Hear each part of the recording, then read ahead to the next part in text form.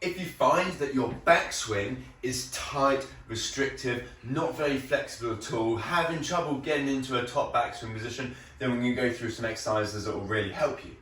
So if we have good flexibility and mobility turned into our backswing, we can get into better positions, setting us up well for the downswing. But also if we have a more flexibility, more mobility turned into maybe a longer backswing, then we have more time to create more speed, more clubhead speed on the way down. Hopefully, more efficient swing, longer drives. We look at the mobility and movement demands as we move into the backswing. Okay, from a flexibility perspective, we need sort of internal rotation around this trail side, a little bit of external rotation lead side. So internal rotation, rotation around the trunk, a little bit of lateral flexion as well, and then a little bit of sort of external rotation around this trail shoulder, and then sort of horizontal adduction on this lead shoulder.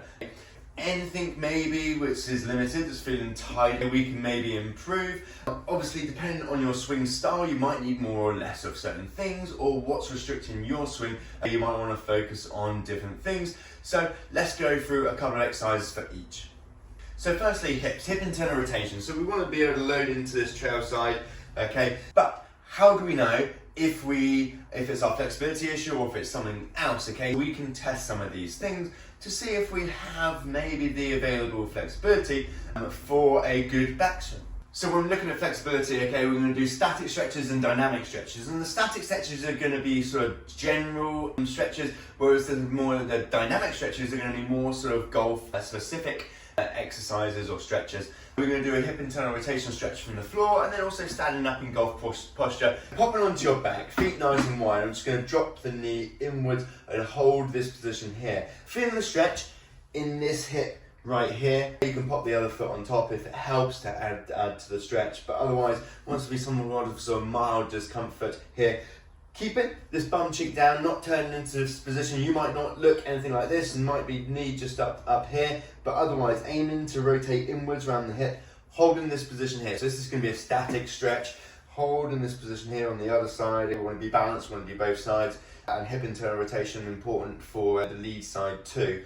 We're going to hold this 30 seconds, somewhat mild discomfort, and we have to do 2 rounds. So we're going to do 2 rounds, 30 seconds each side. You're going to need to do this at least a few times a week. Now, we can do standing up as well, which is going to be more of a golf position on our feet, and we're going to make this a more dynamic stretch. What we're going to do is feet forwards, feet facing forwards. We're just going to go hands on hips. We're going to turn our pelvis over one side, over one hip, and then back down, and then the other side. Making sure the toes stay straight ahead to make this challenging. We don't turn out our toes out and cheat. You can do it in the golf swing to help improve movement, absolutely fine. Otherwise, turning into and out of position. We're aiming to keep the toes straight and then turn the pelvis over this leg, the pelvis facing towards the wall, and then back down, and we're just moving into and out of position. This is working on internal rotation here and then internal rotation on the other side, just alternating sides as we go. With this one, 2 rounds, 15 reps each side. You're going to need to do it again 2 or 3 times a week. That was a quick couple of exercises for the hips. Next up, the trunk. We're going to do a static stretch and a dynamic stretch again. So we're going to do a static stretch on the floor, which is just going to be a trunk stretch. We're going to pop onto our sides, knees in line with the hips, open up, chest up and shoulder down behind. You might not get it down behind, you might be just here, but otherwise just holding in the position where again is sort of mild discomfort round the side of the trunk and back. If like my shoulders on the ground, you might already have good enough flexibility here. Now, dynamic stretch, more specific to golf positions. Okay, we're going to do an A stretch, so we get into a somewhat of a sort of 7-arm golf posture. Left hand on right knee to keep the hips still, okay, not letting the hips turn around, hips still, turning back and then back down, okay. So, opening up, pointing towards the ceiling, following my hand with my eyes, okay, so not restricting your movement by keeping looking down, so turning back and through. Keeping moving, okay, this is a dynamic stretch. We want to move back and then down. Trying to keep the hips fairly quiet for this one. Same the other side, okay, turning back and down. Follow my hand with my eyes, and the same, 2 rounds, 15 reps a side, at least 2 or 3 times a week. We did trunk rotation, we can do lateral flexion as well.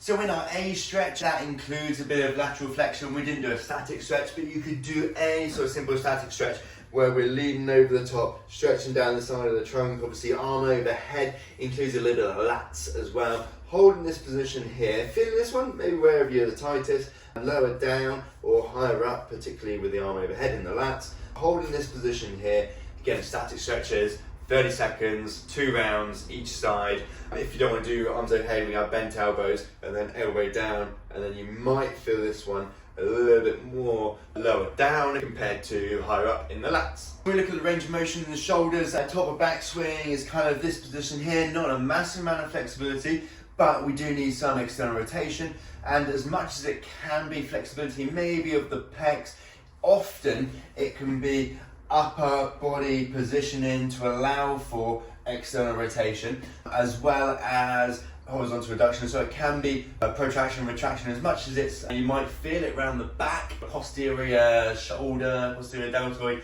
It could be that you're just not protracting in this position. As much as it's flexibility, we're going to go through a couple of exercises to help with this, which is really strengthening the shoulder blades. So I'm going to do a banded face pull. I'm going to set the band up about shoulder height. I'm just going to move this down a little bit actually, just to talk amongst yourselves. So, about chest height.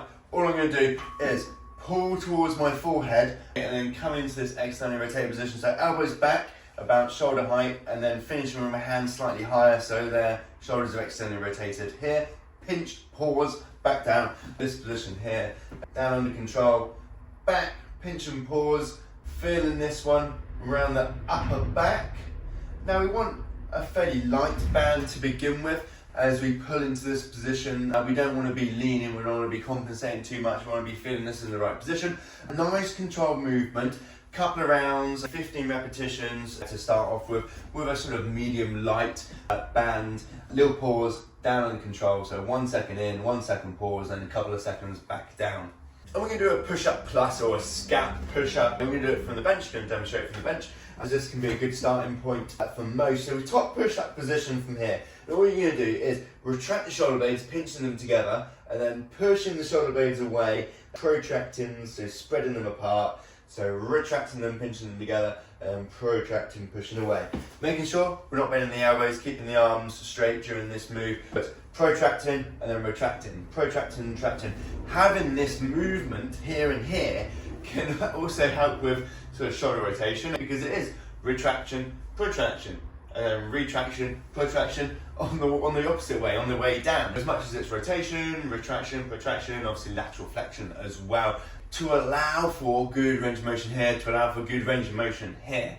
There you go, some exercises, some stretches to help improve backswing, turn into your backswing, help maybe make a longer backswing, really with the goal of more efficient movement and then creating a more powerful movement, more club head speed on the downswing. So if you'd like more exercises like these, then check out my mobility and stability program. The link is in the description box below.